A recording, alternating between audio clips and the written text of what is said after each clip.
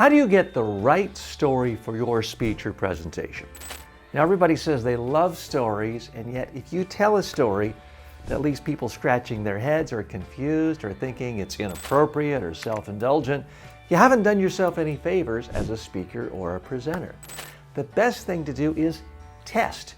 If you're giving a presentation to 30 prospects tomorrow, practice your presentation with a story, record it on video, and send it to a couple of clients who you already know and they like you and you like them, who are willing to give you some feedback. Ask them what they think of it. Ask them what your story was, see if they even remember it, and ask them if they think it is relevant and you should use it. Don't ask them what they think of your style. They'll tell you you look nice and fine, but ask them what they think of the stories. Do they work?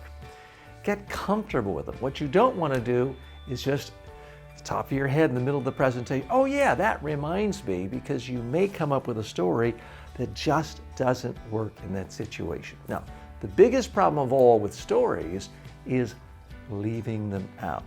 The number one mistake most speakers make is, let me just stick to the facts, let me stick to the data, let me stick to the numbers. There's no time for stories, and their speech just goes, it lands with a thud. It's boring and unmemorable.